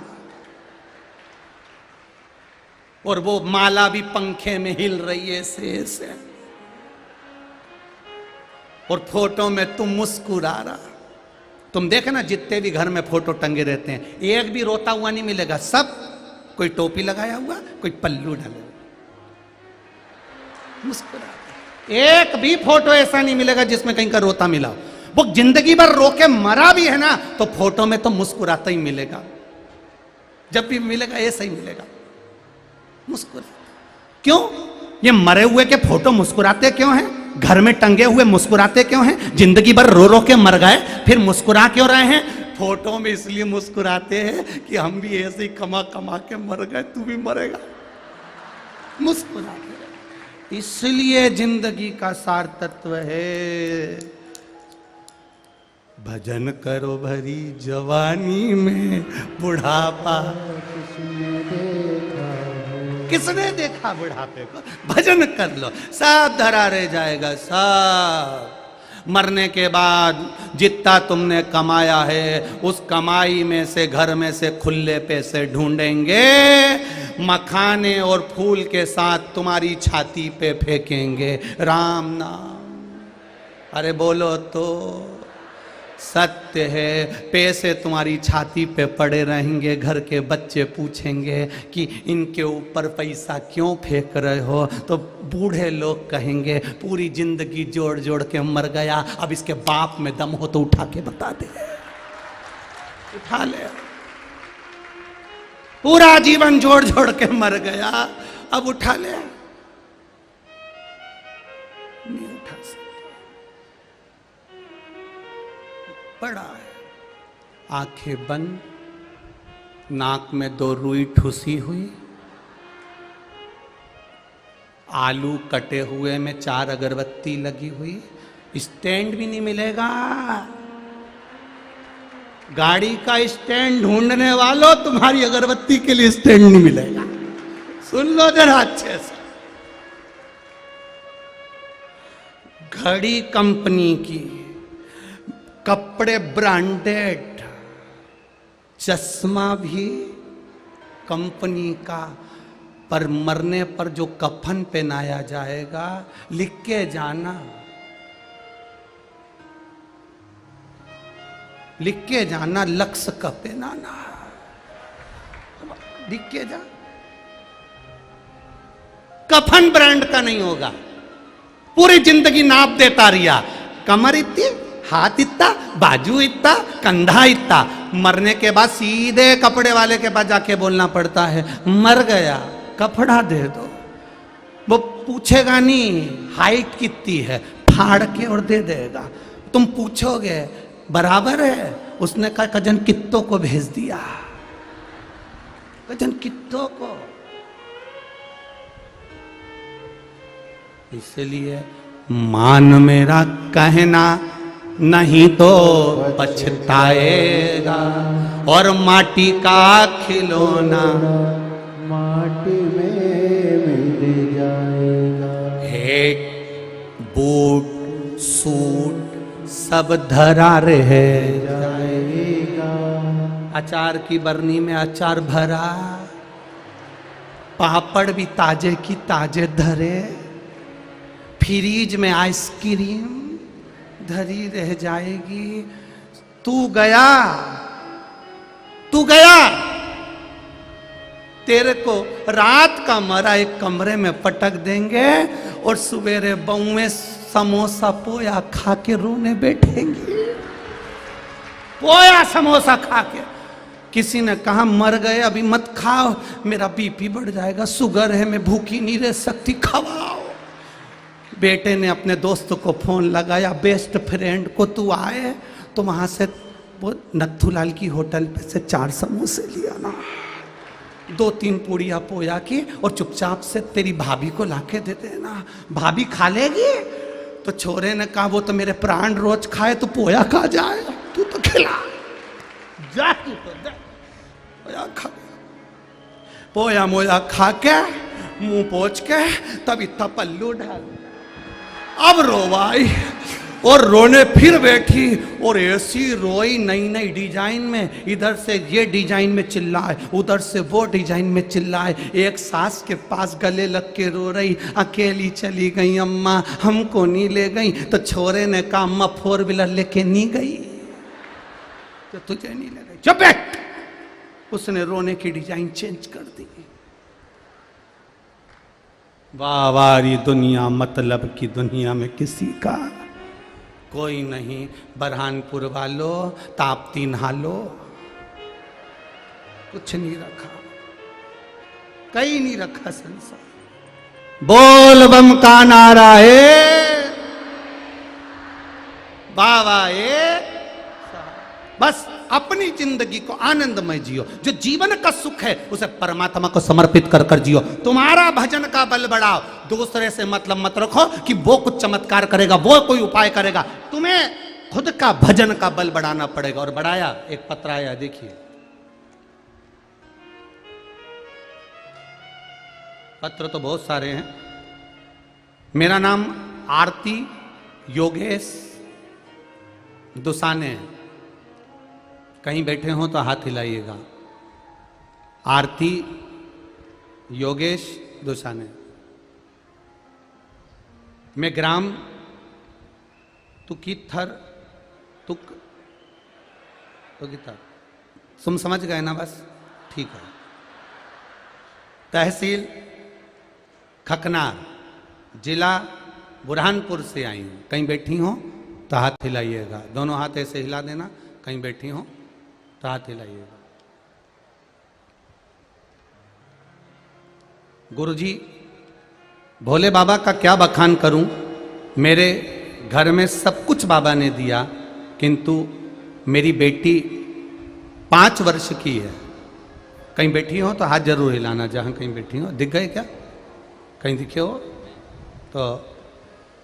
मेरी बेटी 5 वर्ष की हो चुकी है। गुरुजी, ना वो चल सकती है ना वो बोल सकती है। 5 वर्ष की बेटी है, ना चलती है ना बोलती है। गुरुदेव, सारे डॉक्टरों को दिखाया, सारा इलाज करवाया, केवल पलंग पर पड़ी रहती है। जलगांव, नासिक, बंबई, इंदौर, आप लोग आस्था चैनल पर पढ़ रहे होंगे पत्र को। जलगांव, नासिक, बंबई, इंदौर के बड़े बड़े अस्पतालों में इलाज करवाया, पर डॉक्टरों ने कहा ये चल नहीं पाएगी और इसका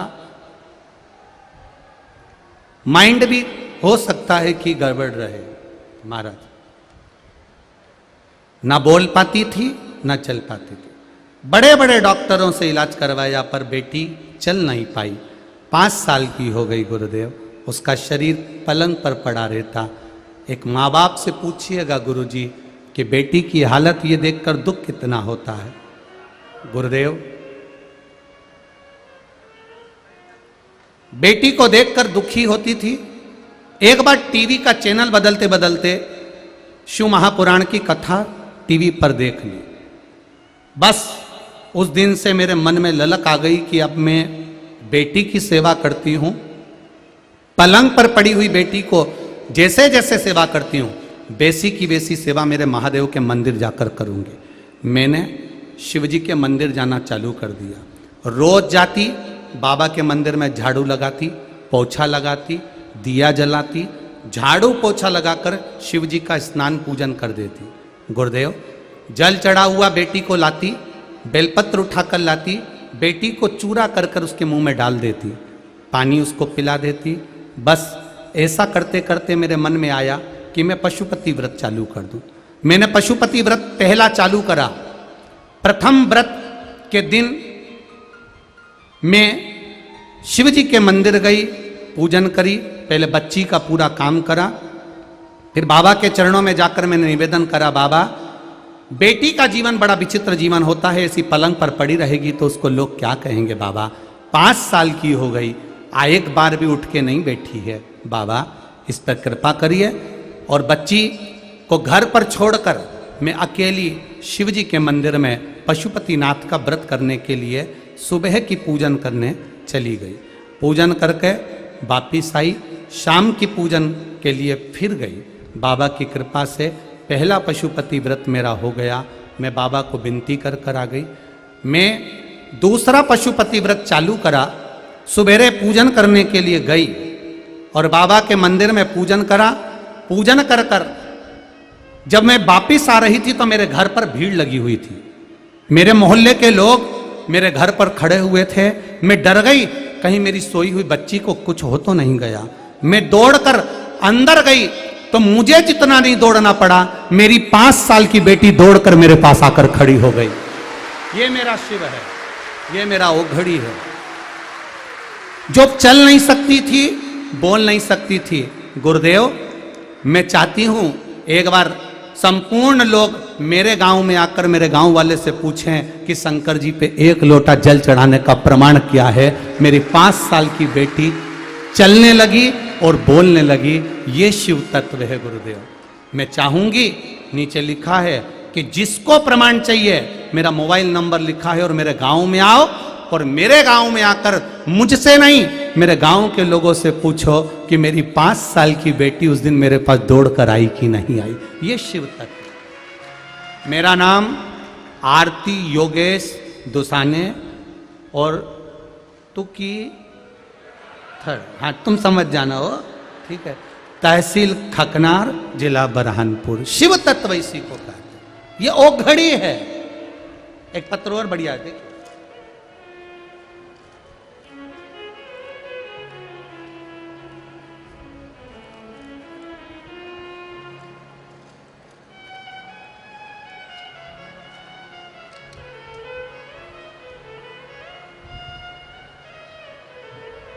मैं तोशिता राहुल राठौर, कालाबाग, कालाबाग ये है, हाँ ठीक है, बुरहानपुर से हूँ। कहीं बैठी हो तो हाथ हिलाइएगा, कहीं बैठी हो तो हाथ हिलाइएगा।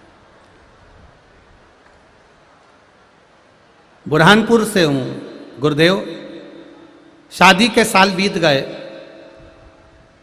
संतान का सुख नहीं प्राप्त हुआ।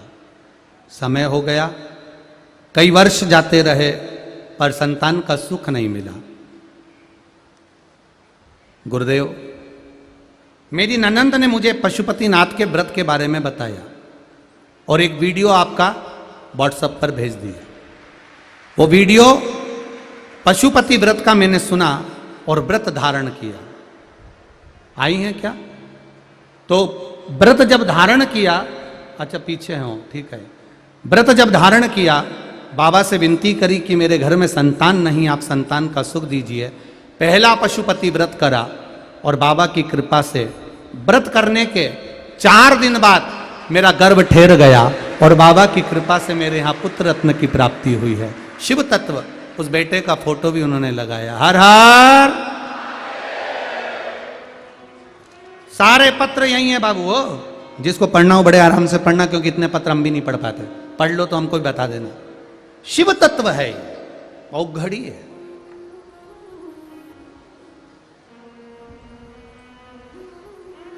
एक पत्र में एक माता ने लिखा है,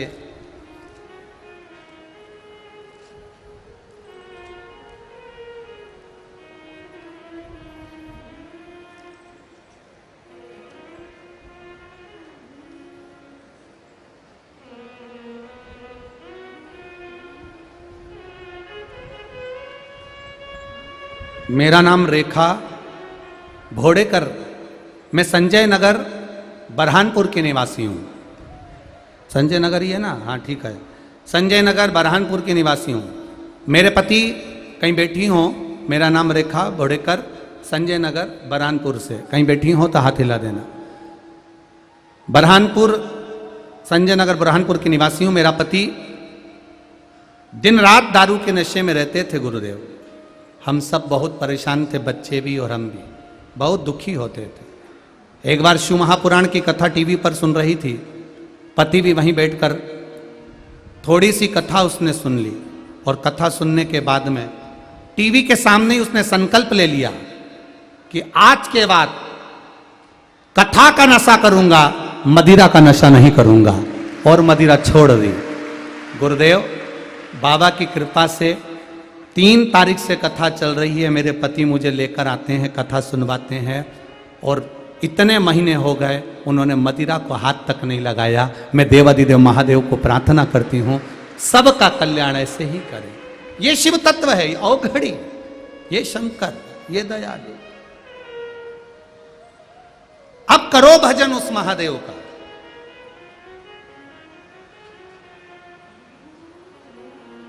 किसी के चक्कर में नहीं पड़ना है, आपको महादेव का भजन करना है, आपको भक्ति करना है, आपको भजन करना है, आपको कीर्तन करना है, कहीं दूसरी जगह नहीं जाना है। हम कभी नहीं कहेंगे कि कहीं जाओ। आप तो अपने घर के पास में जो महादेव का मंदिर है, अपने घर के पास में जो शिवालय हो, अपने घर के पास में जो देवादिदेव महादेव विराजमान हो, आप वहां जाओ, उससे कहो। कंकर में शंकर बसता है, दिल से कहोगे वो दिल से सुनेगा। रोज कथा में जब भजन होता है, भजन के बाद में अपन श्री शिवाय नमस्तुभ्यम बोलते हैं। क्यों बोलते हैं? क्यों बोलते हैं? इस श्री शिवाय नमस्तुभ्यम का भी लोगों ने बहुत विरोध करा। महाराज जी ये मंत्र कहां से लिया है, गुरु जी कहां से लिया है? पर शिव महापुराण के विद्येश्वर संहिता के अंतर्गत लिखा है, श्री शिवाय नमस्तुभ्यम को बोलने वाले का केवल मुख का दर्शन कर लो तो अश्वमेध यज्ञ का पुण्य प्राप्त हो जाता है। ये कोई साधारण सा नहीं। और जिनको पढ़ना हो, गीता प्रेस गोरखपुर की शिव पुराण ले आओ, घर में पढ़ लो। लोगों ने कहा इस मंत्र से होता क्या है? हमने कहा जब कथा के पंडाल में जाना, पूरी कथा के चलते में कहीं भजन आ जाए और श्री शिवाय नमस्तुभ्यम बोलने का मौका मिले, और उसके बाद स्तुति करो कि भोला सब दुख काटो महारा। दिल से रास्ती रास्ती स्नेह से जब हम उससे कहते हैं, वो सुनता है। सुनता है तो ये विश्वास मेरा कहता है, जैसे ये पत्रों का यहाँ ढेर लगा हुआ है, आने वाले समय में तुम्हारा भी एक पत्र इसमें जरूर आएगा, ये निश्चित है। दिल से कहो उसको, मन से उससे प्रार्थना करो, सुनेगा। गुरु द्रोणाचार्य गए, जिनका इतना प्रिय मित्र द्रुपद था। दुनिया के लोग कहते हैं सुशीला ने भगवान कृष्ण के पास में भेज दिया सुदामा को। वो सुशीला समझदार थी जो अपने पति को द्वारका भेजा था। नहीं तो आज की नारी पति को बैलेंस डलवाने भेजती है, दूध की थैली लेने भेजती है, सब्जी लेने भेजती है, सामान लेने भेजती है। साड़ी पीको पे डाली थी, लेने भेजती है, पर कभी पत्नी पति के हाथ में लोटा पकड़ा कर ये नहीं कहती कि अपनी जिंदगी को सुधारने के लिए महादेव के पास जाओ। आपको बरहानपुर हो चाहे आस्था चैनल के जितने श्रोता हो, फेसबुक यूट्यूब पर जितने लोग कथा सुन रहे हो, लाखों की संख्या में आप लोग कथा सुनने के लिए आए हो, नियम बना लो कि हम अपने पति को कहेंगे 1 लोटा जल शिव के मंदिर में चले जाया करो, नहा कर आओ, 5 मिनट के लिए जाओ। जल नहीं चढ़ा सकते, दर्शन कर आओ। दर्शन नहीं कर सकते, दुकान जाते जाते शिखर का दर्शन कर लो। 2 मिनट गाड़ी को रोककर देव अधिदेव महादेव के सामने थोड़ा मुस्कुरा दो। शिव के सामने मुस्कुरा देने पर भी अपनी समस्या का हल हो जाता है। मुस्कुराओ तो। जगत गुरु शंकराचार्य जी कहते थे, अगर देने के लिए कुछ नहीं हो तो अपने चेहरे की स्माइल दे दो, प्रसन्नता दे दो, किसी को अगर प्रसन्नता दे दोगे तो भी उसके जीवन में प्रसन्नता आ जाएगी। कुछ मत करो, नहीं है देने के लिए, शिव जी के सामने जाना, थोड़ा सा मुस्कुरा देना। महादेव भी सोचेंगे कि कितना दुख है इसको, कितनी तकलीफ, कितना कष्ट है, कितनी बीमारी है, इसके बाद भी मुस्कुरा रहा है, तो शिव जी भी कह देंगे जा ऐसे ही मुस्कुराते रहे, मेरा आशीर्वाद है। प्रसन्न रहिए, आनंद में। सब कुछ है घर में आपके, सोफा सेट है, बोलते तो जाओ, बर्तन का सेट है, चांदी का सेट है, सोने का सेट है, बस आदमी अपसेट है। सेठ सारे हैं, व्यक्ति को सुख नहीं है, आनंद नहीं है, प्रसन्नता नहीं है। वो प्रसन्नता कहां से लाओगे? वो प्रसन्नता किस जगह से लेकर आओगे? वो कोई दूसरा नहीं देगा प्रसन्नता, अपने भीतर से खोजना है हमको प्रसन्नता। गुरु द्रोणाचार्य राजा द्रुपद के सामने पहुंच गए। पत्नी ने कहा, कृपी ने, आपका मित्र है द्रुपद, जाओ एक गाय तो द्रुपद राजा भी दे सकता है, बेटा भूखा नहीं रहेगा। राजा द्रुपद के यहां गुरु द्रोणाचार्य जी जाने लगे तो इतने में अश्वत्थामा जो 4-5 वर्ष के थे वो कहते हैं कि पिताजी मैं भी चलूंगा राजा के यहाँ, मेरे को भी राजा का घराना देखना है, मुझे भी आपके दोस्त से मिलना है, मुझे भी आपके मित्र से मिलना है, एक बार आपके मित्र को मैं भी तो देखूं कि आपका मित्र कैसा है, मैं भी तो जानूं। चल, अपने बेटे अश्वत्थामा का हाथ पकड़ा गुरु द्रोणाचार्य ने और राजा द्रुपद के यहां प्रवेश कर रहे हैं। जब धन नहीं होता तो कोई तुम्हारा नहीं होता, कुछ नहीं है तुम्हारा,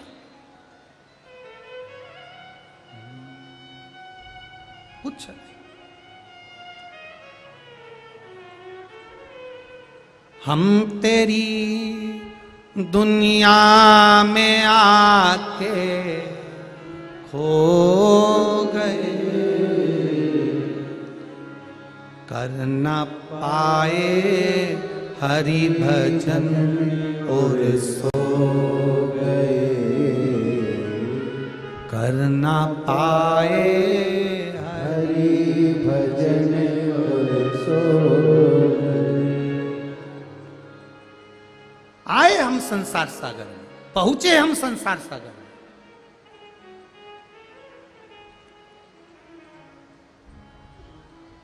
कौन साथ देने वाला, कौन देगा?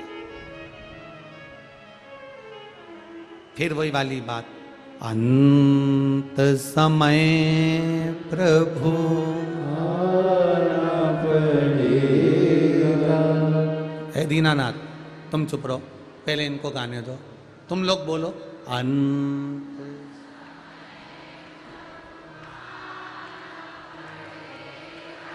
वचन दी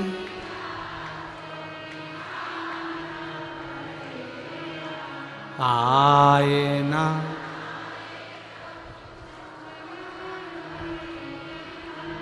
अंत समय प्रभु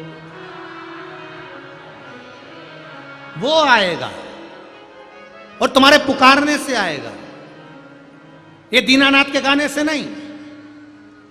तुम बोलो, तुम पुकारो, कोई दूसरा नहीं पुकारेगा। सामने वाला रोटी खा रहा है और पेट तुम्हारा भरा रहा है, ये हो नहीं सकता, तुम्हें भी पुकारना पड़ेगा। बोलो अंत समय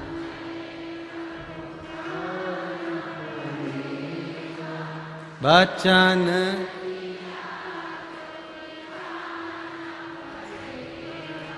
आए ना आए प्रभु कुटुंब, अंत समय प्रभु। उसको हमें पुकारना, उसको हमें बुलाना। राजा द्रुपद के यहां गुरु द्रोणाचार्य अपने बेटे का हाथ पकड़ कर ले गए। मुझे आपका मित्र देखना है, मुझे आपका सखा देखना है। एक निवेदन आप सबसे, अपने बच्चे को गाड़ी पर बिठाकर ऐसे दोस्त के घर पर कभी मत लेकर जाना जो तुमसे गालियों से बात करता हो। अपने बेटे को गाड़ी पर बिठाकर ऐसे मित्र के या ऐसी दुकान पर लेकर मत जाना जो तुमसे गाली से व्यवहार करता हो। क्यों? उसका असर बच्चों पर क्या पड़ता है वो देख लीजिए। बच्चे पर पड़ा क्या उसका असर वो देखिए। दुनिया के लोग कहते हैं अश्वत्थामा क्रोध का इतना तीव्र क्यों था? उसको तीव्र बनाने वाला कोई दूसरा नहीं था, उसको तीव्र बनाने वाले ये संसार के लोग थे।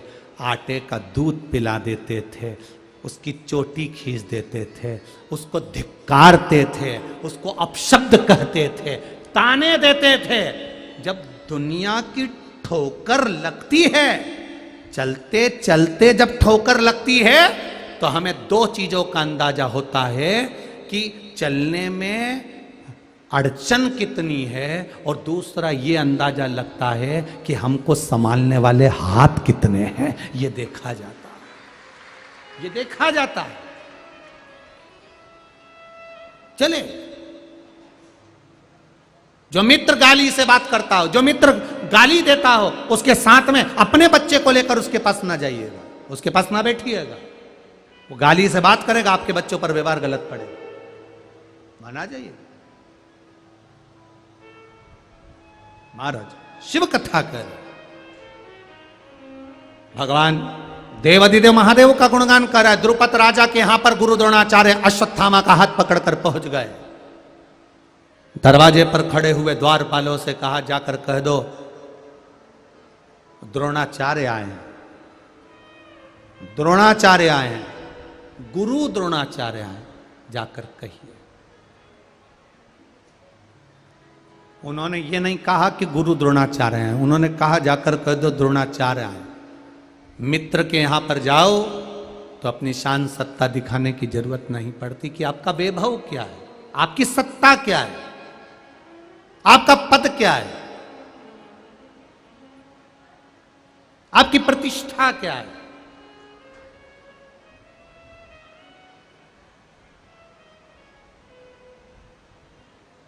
सीधा नाम पुकारना है, सीधा। कहीं कहीं कथा करने जाते हैं मुखिया जी, कहीं कहीं कथा करने जाते हैं तो वहां लिस्ट देते हैं, आपके सम्मुख में भी कई बार आया होगा ऐसा, श्री श्री 1008 ये वो फलाना ढिमका ऐसा वैसा वैसा वैसा, फिर जाके उनका नाम आता है। और हमारा महादेव तो सीधा साधा है। तुरंत 3 मित्रों में लड़ाई हो गई, तीनों में लड़ाई लड़ ली है। देखे जरा कौन पहले आता है। उन्होंने जम के पुकार लिया, राम जी आओ, भगवान विष्णु जी आओ। और तीसरा बैठा था, महादेव। इतनी देर में महादेव आ गए, राम जी आए, विष्णु जी आए। पहले नंबर का बोला, राम जी मैंने आपको बुलाया था, आप इतनी देर क्यों कर दी है? राम जी बोले, तूने क्या कहा था, राजा राम आओ। अब राजा जाता है तो पहले सैनिक मैनिक सबको बुलाता है, अकेले थोड़ी ना चले जाता। आऊँगा सत्ता के अनुसार आऊँगा, भगवान विष्णु भी आएंगे तो बैकुंठ से आएंगे, पर ये महादेव तो कंकर संकर में बसा हुआ है, प्रत्येक जीव की जो श्वास चल रही है उसमें बसा हुआ है। तुरंत कहा जाता है मेरा महादेव। जैसे ही बोला मेरा महादेव, सम्मुख में आकर खड़ा हो जाता है। वो महादेव, वो महादेव। राजा चंद्रसेन के यहां छोटा सा बच्चा मचल गया, शिवलिंग मट्टी का तोड़ दिया गया। उसकी मां ने शंकर का शिवलिंग फेंक दिया, तोड़ दिया। बच्चा रोता रहा, मुझे शिव चाहिए, मुझे शिव चाहिए, मुझे शिव चाहिए। और वो टूटे हुए कंकर कंकर में से शंकर प्रकट हो जाता है, उसी का नाम महाकाल हो जाता है। वो महाकाल प्रकट हो गए, कालाधिपति। महाकाल के जन्म की कथा क्या है? एक बच्चे के लिए प्रकट हो जाता है वो कालाधिपति, एक बच्चे के। और वो ही बच्चा बाद में नंद बाबा के रूप में प्रकट होता है। उनके घर में भगवान कृष्ण आते हैं। वो साधारण नहीं है। जो शिव को जान गया उसे राम कृष्ण मिल गया। हमारे शिव जी को बहुत लंबा नाम बोलने की जरूरत नहीं पड़ती। हमें नहीं बोलना ये लंबा नाम बोला जाता, श्री श्री श्री ये वो ये। अरे सीधा बोलो ना, राम कृष्ण शिव। 1-2 अक्षर का 2 अक्षर का नाम पड़ा है, पंचाक्षर का, मुख से बोल लिया, खत्म। नमः शिवाय, ओम नमः शिवाय, राम कृष्ण, मुख से बोल लिया, साधारण, बिल्कुल सीधा।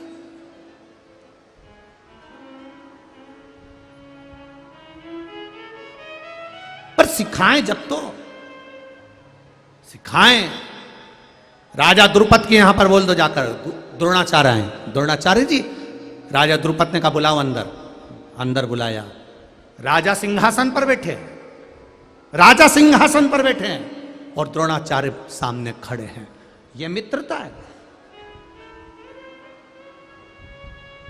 एक ब्राह्मण का सम्मान क्या होता है, ये मेरे भगवान कृष्ण से सीखना चाहिए। मेरे भगवान कृष्ण से सीखो कि ब्राह्मण का सम्मान क्या होता है। रुक्मणी जी ने पत्र लिखा, ब्राह्मण देवता को दिया। ब्राह्मण उस पत्र को लेकर पहुंच गए द्वारका। बोलो सुनी कि नहीं सुनी कथा? अरे बोलो तो जम के, सुनी ना? पत्र लेकर द्वारका गए। द्वारकाधीश के सामने सूचना मिली कि पत्र लेकर ब्राह्मण आया है। द्वारकाधीश के हाथ में पत्र दिया। द्वारकाधीश ने वो पत्र पढ़ा नहीं, अपने सिर से लगाया, सिर से लगाकर ब्राह्मण को दे दिया। ब्राह्मण से कहा अब आप पत्र पढ़िए। दाऊ दादा कह रहे हैं कि पत्र तो द्वारिकानाथ आपको पढ़ना चाहिए, दूसरे से पत्र क्यों पढ़वा रहे हो? द्वारिकाधीश कहते हैं जब ब्राह्मण आया था तब मैं सिंहासन पर बैठा था, ब्राह्मण का आदर नहीं कर पाया, इसलिए मेरे सिंहासन से बड़ा इसका सिंहासन होना चाहिए, मेरी गादी से बड़ी इसकी गादी होना चाहिए। जब ये पत्र पढ़ेगा, मेरा गुणगान करेगा, तो मेरी गादी से बड़ी इसकी गादी व्यासपीठ बन जाएगी और व्यासपीठ के आगे सारी गादी छोटी है। ब्राह्मण ने पत्र पढ़ा। ठाकुर जी प्रसन्न हो गए कि एक ब्राह्मण पत्र पढ़ रहा है। अब मेरे सिंहासन छोटा हो गया और ब्राह्मण पत्र पढ़ रहा है, तो भले वो आसन लगाकर पढ़े, जमीन पर बैठकर पढ़े, पर उसकी गादी बड़ी हो गई। और गादी बड़ी हो गई, ठाकुर जी प्रसन्न हो गए। तब ठाकुर जी ने कह दिया रुक्मणी जी से कहो तो श्रृंगार करके जगदम्बा के मंदिर जा, मैं तुझे लेने आ जाऊंगा। भगवान ने ये नहीं कहा रुक्मणी जी से कह दो, भगवान कह रहे रुक्मणी जी से कहना तू श्रृंगार करके जगदम्बा के मंदिर पहुंच, मैं तुझे लेने आऊंगा। भगवान ने ये नहीं कहा कि तू तैयार होके छत पे खड़ी मिलना। सुनी कथा? भगवान ने ये बोला कि तू तैयार होके छत पे मिलना, ओटले पर मिलना, घर के बाहर मिलना, नहीं। भगवान ने कहा तू जगदम्बा के मंदिर पर मिलना, मैं तुझे लेने आऊंगा। भगवान कहते हैं जो परमात्मा के मंदिर तक जाता है, भगवान कहते हैं फिर उसके दरवाजे पर मैं खुद लेने के लिए पहुंच जाता हूं। ये सीख हमें श्रीमद् भागवत देती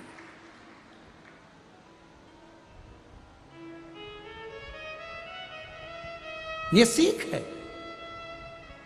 अब कहा द्रुपद राजा से, गुरु द्रोणाचार्य कह रहे हैं मैं आया हूं। द्रुपद सिंहासन से नहीं उठे, द्रुपद सिंहासन से नहीं उठे। द्रोणाचार्य से बात तो करी तो द्रुपद ने पूछ लिया क्या बात है द्रोणाचार्य, आज तो अपने बेटे को लेकर आयो, यहां अपने बेटे को लेकर आयो, क्या बात है? अभी आपको कहा था गांव में भिखारी भी आता है तो उसको साधु समझा जाता है, और शहर में साधु भी आता है तो उसको भिखारी समझा जाता है। अभी कहा था, वही हुआ। गुरु द्रोणाचार्य द्रुपद राजा के सामने खड़े हैं, द्रुपद राजा के सामने।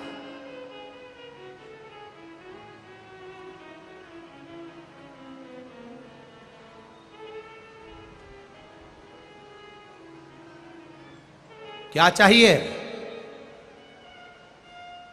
क्या चाहिए आपको? गुरु द्रोणाचार्य ने कहा, राजन मांगना तो बहुत कुछ था, पर आपका व्यवहार बता रहा है कि मैं आपसे क्या मांगू। आपका व्यवहार बता रहा है मैं आपसे क्या मांगू।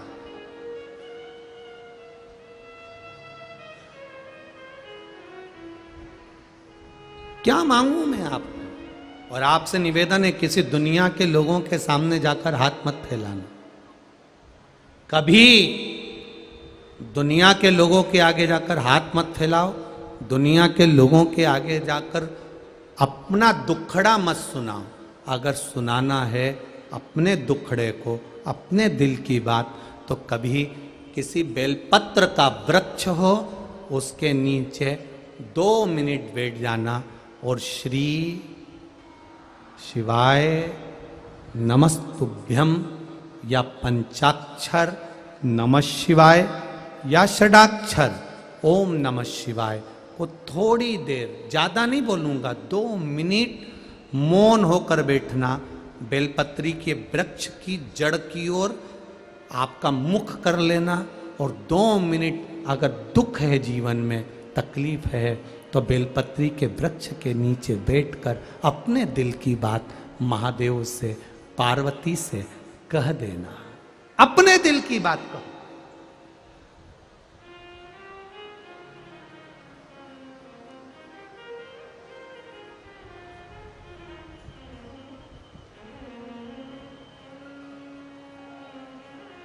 और जब अपने दिल की बात आप महादेव से कहोगे, केवल बेलपत्री के वृक्ष के नीचे बैठकर, बेलपत्र के वृक्ष की छाया में बैठकर अपने हृदय की बात कहने का प्रयास करिएगा। और एक बात आज फिर कहना चाहेंगे, जितने लोग आए हैं जरा दिल से स्मरण करें। समस्या भारी है तो भी 1 लोटा जल आप बेलपत्री के वृक्ष के नीचे लेकर बैठे हैं, दिल से कह रहे हैं, श्री शिवाय नमस्तुभ्यं, श्री शिवाय नमस्तुभ्यं, श्री शिवाय नमस्तुभ्यं, श्री शिवाय नमस्तुभ्यं, श्री शिवाय नमस्तुभ्यं। दिल से कहकर जल लेकर महादेव के शिवालय में जाकर भाव से समर्पित कर, भाव से दिल से कहें उसको, मेरे भोले तेरा सहारा है, मेरी नैया का तू किनारा है, मेरे भोले तेरा सहारा है, मेरी नैया का तू किनारा है। दिल से कहें उसको, दिल से। और जब आप दिल से प्रार्थना करोगे, मन से कहो, हृदय से कहो,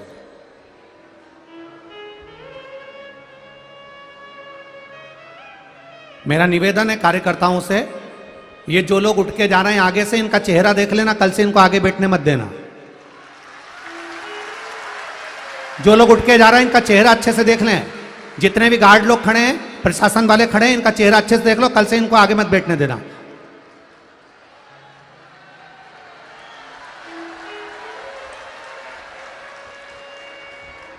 मेरे भोले तेरा सहारा है,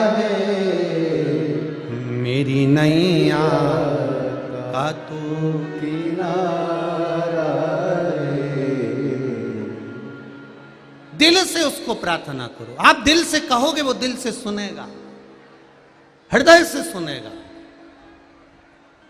महाराज आपकी करी गई प्रार्थना मेरा देव अधिदेव महादेव उसको सुनता है, स्वीकार करता है, हृदय से स्वीकार करता है। कभी ये जो बेलपत्र होती है ना, आप लोग समझना भाई हो, जितने लोग दिल से कथा सुनने आए हो वो दिल से सुनिएगा, समझिएगा। कभी हृदय चित्त में अगर आ जाए, चंदन हाथ में लेकर केवल इस भाग को पकड़कर भी अगर आप देवाधिदेव महादेव को बेलपत्र समर्पित कर रहे हो, तीन तिथियों का स्मरण करिए जरा, ठीक है। पहला शिवरात्रि हर महीने आती है, प्रत्येक महीने शिवरात्रि आती है। दूसरा सोमवार की अष्टमी हर महीने नहीं आती, साल में 3 या 4 आती है। और तीसरा प्रदोष, ये हर महीने आता है।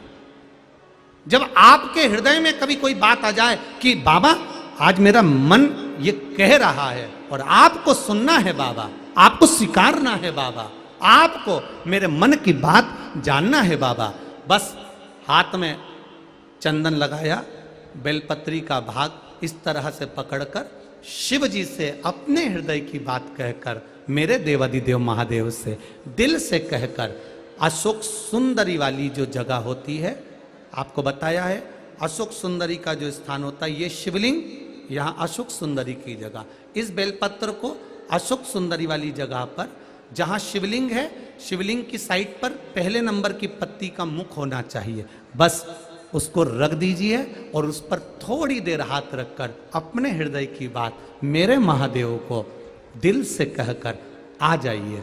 अगली सोमवार की अष्टमी या अगला प्रदोष या अगली शिवरात्रि जब आती है, मेरा महादेव आपकी मनोकामना का भाव पूर्ण करता है। ये शिव तत्व है, इसको औघड़ी कहते हैं, औघड़ी। वो हृदय चित्त को धारण करने वाला, आनंद को समाहित करने वाला शिव तत्व। द्रुपद राजा सिंहासन पर बैठा हुआ है, द्रोणाचार्य जी सामने खड़े हुए हैं। कथा बहुत विस्तार से है, कल के क्रम में लेंगे उसको। बाबा देवाधिदेव महादेव जो नित्य आनंद की लीला करने वाले हैं, सती मैया के भस्म हो जाने के बाद बाबा जब अकेले रह रहे हैं, तब उनका विवाह माता पार्वती जी के साथ किया जा रहा है। शिव पार्वती आ रहे हैं, जोरदार ताली बजाकर स्वागत करें।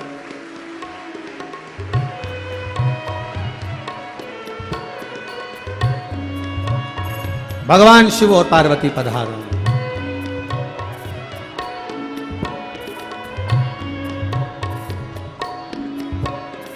जोरदार ताली बजाएं भगवान शंकर और पार्वती जी के लिए। पार्वती मैया शिव जी के गले में जयमाला दे रही हैं, जोरदार ताली बजाइए। हर हर। आप भगवान शंकर पार्वती जी के गले में जयमाला दे रहे हैं। मैं आदरणीय दीदी अर्चना जी चिटनी जी से निवेदन करूंगा, पधारें और जो अतिथि आए आपके साथ में उनको भी लेकर पधारें और शिव पार्वती का पूजन करें। तो भाव और आनंद के साथ में कल कथा फिर पुनः अग्रण्य में आनंद के साथ आगे बढ़ेगी। सुंदर अश्वत्थामा के चरित्र का स्मरण करते हुए द्रुपद राजा के चरित्र का स्मरण करेंगे। सभी को साधुवाद देते हुए हर हर